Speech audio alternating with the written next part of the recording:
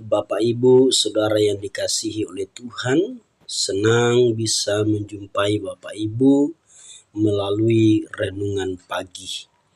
Firman Tuhan pagi hari ini terambil dari Galatia pasal yang kelima ayat yang pertama.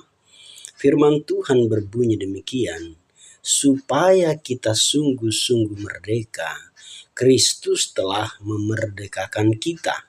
Karena itu berdirilah teguh dan jangan mau lagi dikenakan kuk perhambaan. Demikian firman Tuhan, tema renungan kita di pagi hari ini, merdeka yang sejati di dalam Kristus. Bapak Ibu Saudara yang dikasihi oleh Tuhan, setiap tahun bangsa Indonesia merayakan hari kemerdekaan sebagai tanda syukur atas terbebasnya bangsa ini dari penjajahan. Kemerdekaan adalah anugerah yang sangat berharga.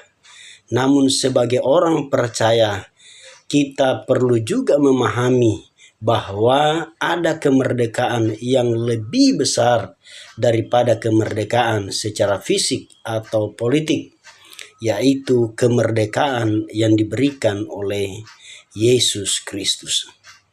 Banyak orang hidup dalam belenggu dosa, ketakutan, kekhawatiran, kebencian, dan berbagai ikatan duniawi. Secara lahiriah mereka bebas, tetapi secara rohani masih terikat. Karena itu Kristus datang untuk memberikan kemerdekaan yang sejati. Bapak Ibu Saudara yang dikasihi oleh Tuhan, bagaimana kita memaknai kemerdekaan di dalam Kristus?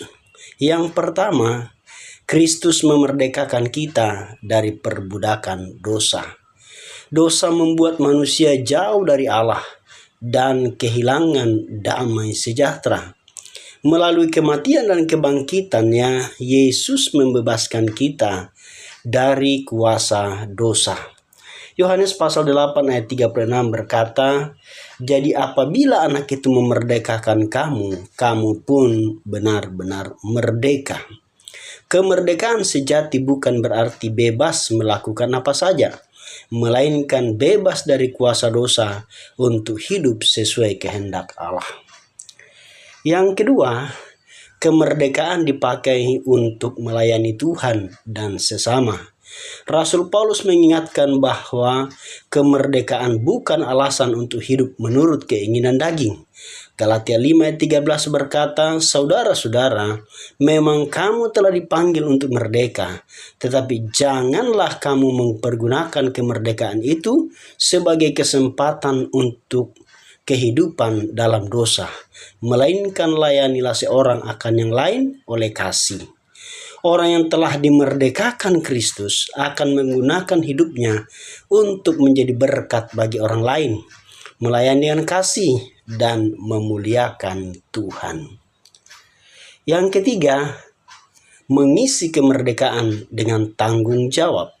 Sebagai warga negara yang baik dan orang percaya, kita dipanggil untuk mengisi kemerdekaan dengan hal-hal yang membangun.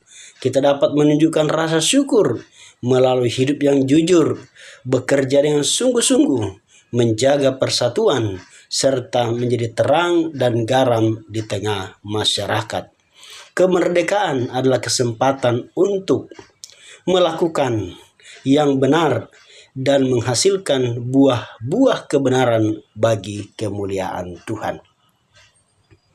Bapak Ibu Saudara yang dikasihi oleh Tuhan, sebagai kesimpulan daripada renungan kita di pagi hari ini, kemerdekaan yang sejati bukan hanya bebas dari penjajahan manusia, tetapi bebas dari kuasa dosa melalui Yesus Kristus. Karena itu, marilah kita bersyukur atas kemerdekaan bangsa Indonesia dan terlebih lagi atas kemerdekaan rohani yang telah diberikan Kristus kepada kita.